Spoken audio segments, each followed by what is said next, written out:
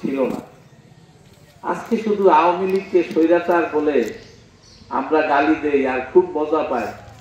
এর আগে যারা ক্ষমতায় ছিল, যারা মুরব্বী, তারা কি একেবারে খুব ভালো ফেরেশতা ছিল?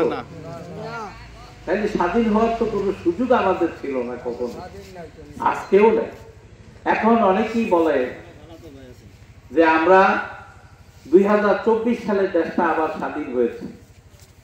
এই কথার সাথেও আমি একমত হতে পারছি না। এই 5-6 মাস কি আমরা একেবারে স্বাধীন? আমার মনে হয় শুধু খালি এই যে কথা বলার স্বাধীনতাটা পাইছি। আগে মাহফিল করতে পুলিশের অনুমতি লাগতো। হায় রে বাংলাদেশ, মাহফিল করতে হইব পুলিশের অনুমতি নেয়।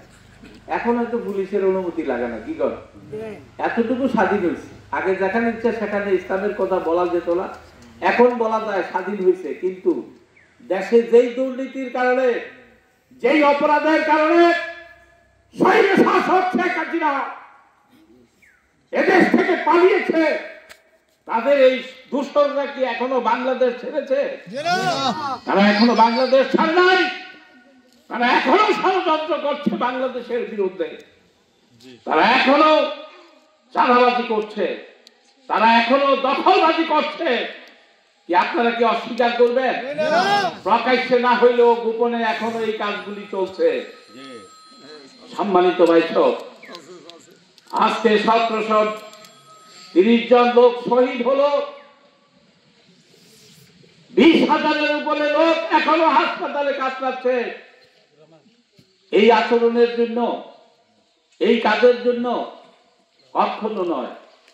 প্রিয় ভাইসব, আজকে আমাদেরকে একটা জিনিস ভাবতে হবে। যত কথাই আমরা মুখে মুখে বলি, আল্লাহর কোরআন ছাড়া শান্তি পৃথিবীতে দিতে কেউ পারছে? কিয়ামত পর্যন্ত কেউ পারবে? কখনো পারবে না। কোন তন্ত্র মন্ত্র দিয়ে, কোন ব্যক্তি প্রয়াস দিয়ে এই দেশে শান্তি আশা করা যায় না এবং যাবেও না। প্রিয় ভাইসব, আমরা সকলেই জানি আজকে আমরা মুসলমান, আমাদের মুসলমান সন্তানেরা স্লোগান দেয়, মিছিল করে। কি বলে? আমরা সবাই মুজিব সেনা, ভয় করি না বুলেট বোমা। আমরা সবাই জিয়ার সেনা, ভয় করি না বুলেট বোমা। আমরা সবাই এরশাদ সেনা, ভয় করি না বুলেট বোমা। এটা কি কোনো মুসলমানের স্লোগান হইল? মুজিবকে, জিয়াউর রহমানকে, এরশাদকে, তারা একজন মানুষ, তাদের আদর্শ নাকি আজকে আমাদের স্লোগান হওয়ার কথা ছিল আমরা সবাই নবীর সেনা, ভয় করি না? কিন্তু এই স্লোগান আমাদের মুখ দিয়ে আসে না। আর এটা কইলেই হয়ে যায় রাজাকার। এই স্লোগান দিলে হবে আল বদর, আশান্ত, আরো কিছু যুদ্ধ অপরাধী, এরপরে হইল গিয়া আরো কি জানি জঙ্গি। এই সব তুহমত তাদের উপরে লাগানো হয়। প্রিয় ভাই সব, আজকে আমাদেরকে একটা কথাই চিন্তা করতে হবে। আমরা যখন মুসলমান, একটু আগেই সভাপতি সাহেব তার ভাষণে বলেছিলেন যে একজনে কয় আমি অমুক পীর সাহেবের মুরিদ, আমি মিটিং, জামাত ইসলামের মিটিং যাব কেন? সুন্দর কথা ভাই, আপনি যে কোনো পীর সাহেবের মুরিদ হন, আমার তো কোনো আপত্তি নাই। আপনি যে কোনো পীর সাহেবের মুরিদে হন, আমার কি সমস্যা? কিন্তু আপনি যদি মুসলমান দাবি করেন, আল্লাহর কোরআন যদি মানেন, আল্লাহ রাসূলকে যদি আপনি নেতা মানেন, সেই কোরআন অনুযায়ী এই দেশ চলছে কিনা, আল্লাহ রাসূলের সুন্নাত অনুযায়ী এই দেশ চলছে কিনা আপনি কি একবারও ভেবেছেন? আপনি কি একবারও চিন্তা করেছেন? আপনি যেই পীর সাহেবের মুরিদই হন না কেন, এই দেশে তখন আপনি ভোট দিবেন, কাকে দিবেন? কোন পীর সাহেব কি নির্বাচন করছে এখন পর্যন্ত? না। আপনি ভোট কারে দিবেন? আপনি অবশ্যই যে কোনো একজন স্বৈর শাসককে, স্বৈরাচারের দূষণকে আপনি ভোট দিবেন। আপনি কোন পীর সাহেবের মুরিদ আর আপনার পীর সাহেব কি?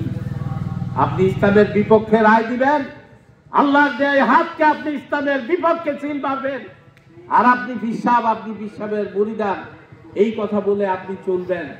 আপনাদের কোরআন হাদিস জানা দরকার, কোরআন হাদিস আপনাদের পড়া দরকার, কোরআন হাদিস আপনাদের বোঝা দরকার। যতক্ষণ না পর্যন্ত এই কোরআন হাদিস না বুঝবেন, না পড়বেন। সম্মানিত ভাইসব, আমরা সবাই জানি এদেশের আলেম ওলামারা শুরু থেকেই খালি ওয়াজ করে নামাবে, কি কোন নামাজের ওয়াজ করে না? নামাজের ওয়াজ করতে করতে আমরা নামাজটাই শিখছি।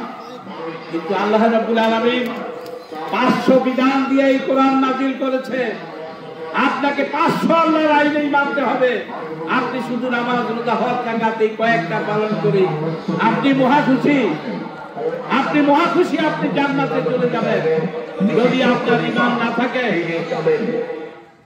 আপনাকে বেহেশতে যেতে হলে ঈমান তো লাগবে, নাকি ঈমান লাগবে না? ঈমান কি কোনো বাপদাদার স্থায়ী সম্পদ? কি কোন ঈমান কি কোনো স্থায়ী সম্পদ? ঈমান বাড়ে, ঈমান কমে, ঈমান চলে যায়। আপনি কলমা পড়লেন, এই মাত্র লা ইলাহা ইল্লাল্লাহু মুহাম্মাদুর রাসূলুল্লাহ, আপনি মুসলমান হলেন। এরপরে কইলেন আল্লাহ কেডায়ও, মুহাম্মদ কেডায়ও, ঈমান রইছে আপনার? আপনি কি ঈমান রইছে? আপনি তো কাফের হয়ে গেলেন। আপনি এই অবস্থায় যদি আপনার মৃত্যু হয়, আপনি কি জান্নাতের আশা করতে পারবেন? জান্নাতের আশা করতে হলে ঈমান নিয়েই তো আপনাকে মৃত্যুবরণ করতে হবে। আজকে যদি পরীক্ষা করা হয় ঈমান কয়জনের আছে, অনেকেই বলে যে একবার ঈমান আনছে সে জান্নাতে যাবে। আলহামদুলিল্লাহ, এটা হাদিসের কথা, আমার কোনো দ্বিমত নাই। কিন্তু ঈমান থাকলেই না আপনি জান্নাতে যাবেন। ঈমান কই আপনার? আপনি নামাজ পড়েন, আল্লাহর আইন পালন করেন, আপনি রোজা রাখেন, আল্লাহর আইন পালন করেন, আপনি হজ করেন, আল্লাহর আইন পালন করেন। আল্লাহ রাব্বুল আলামিন বলছেন আমাকিমুদ্দিন ওয়ালা তাতাফাররাকু, তোমরা দিন প্রতিষ্ঠা করো, পরস্পর বিচ্ছিন্ন হইও না। আপনি সেই আল্লাহর দ্বীনের দিন প্রতিষ্ঠার কাজ আপনি করেন না। আপনার কি ঈমান রইছে? কি কোন আপনার ঈমান কি রইছে? কাজ হয়তো আমি সকলে একভাবে করতে পারবো না, কিন্তু আমার যতটুকু সাধ্য আছে, যেই পরিমাণ সামর্থ্য আছে, তা দিয়ে আল্লাহর দ্বীনের বিপক্ষে যাওয়ার কোনো সুযোগ নাই। সম্মানিত ভাইসব, আজকে সারা বাংলাদেশে মানুষের ভিতরে দীর্ঘ 16টি বছর জুলুম, অত্যাচার, নির্যাতনের কারণে মানুষ নিষ্পৃত হয়ে, দিশেহারা হয়ে, ঈমান আকীদা সব ছেড়ে দিয়ে লুকানোর মতো জায়গা ছিল না। যদি দক্ষিণ দিকে বঙ্গোপসাগর না হতো, তাইলে এই দেশের মানুষগুলি এতদিন চলে যেত। এই অবস্থা আল্লাহ রাব্বুল আলামিন 1400 বছর আগেই জানতেন। তিনি কোরআনুল কারীমে বলেছেন, ওয়ামা লাকুম লা তুকাতিলুনা ফি সাবিলিল্লাহ ওয়াল মুস্তাদাফিনা মিনার রিজাল ওয়ান নিসা ওয়াল উইলদানিল্লাযিনা ইয়াকুলুনা রাব্বানা আখরিজনা মিন হাযিহিল কারিয়াতি যালিমি আহলুহা ওয়াজআল লানা মিন লাদুনকা ওয়ালিয়্যা ওয়াজআল লানা মিন লাদুনকা নাসীরা। তোমাদের কি হয়েছে? তোমরা কেন বসে আছো?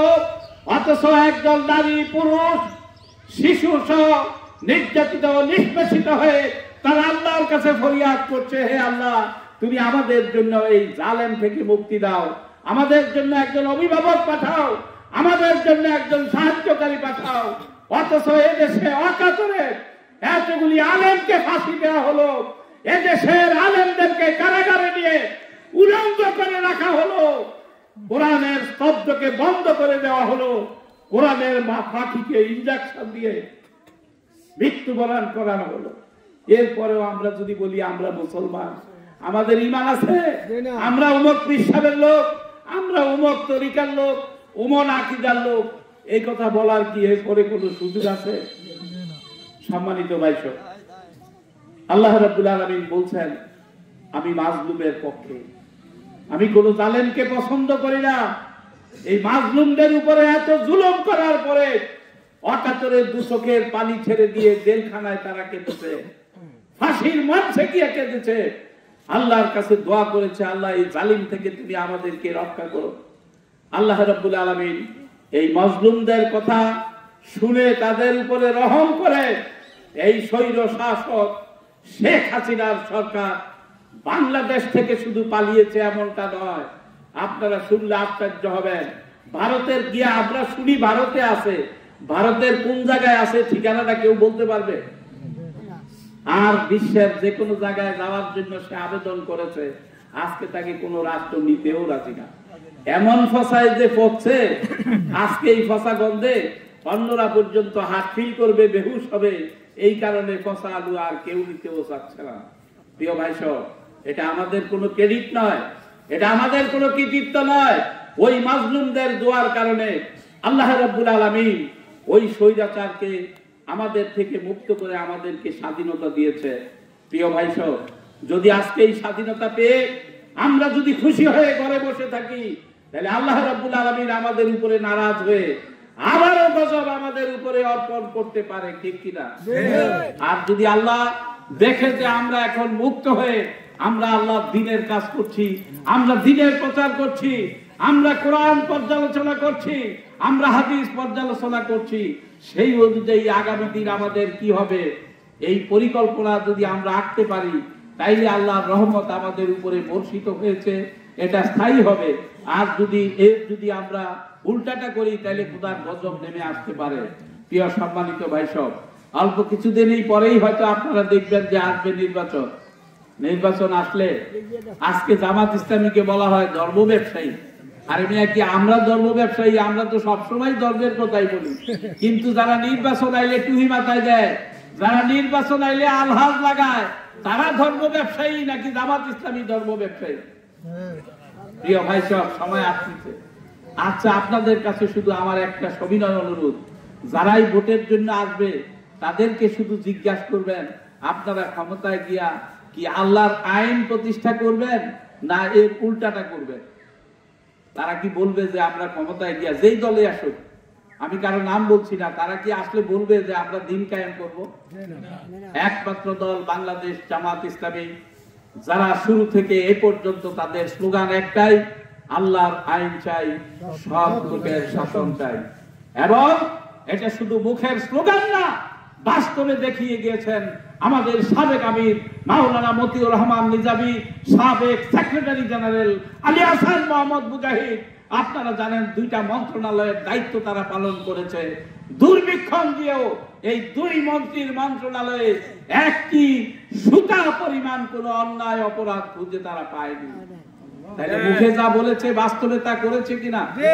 আজকের প্রমাণ, জামাত ইসলামী যেই কথা বলে আল্লাহর আইন চাই, সৎ লোকের শাসন চাই, সৎ লোক যে তারা ছিল এটার প্রমাণ করিয়ে দিয়েছে। প্রিয় ভাই সব, শুধু সৎ লোক এই জায়গায় নয়, তাদেরকে যখন ফাঁসি দেওয়ার জন্য ফাঁসির মঞ্চে নিয়ে গিয়েছিল, তারা হাসি মুখে এই ফাঁসিকে বরণ করেছিল। সেদিন সরকার তাদেরকে এমন তাদের কাছে প্রস্তাব পাঠিয়েছিল যে আপনারা শুধু জামাত ইসলামী ছাড়েন, আপনাদেরকে জেল থেকে মুক্তি দেওয়া হবে।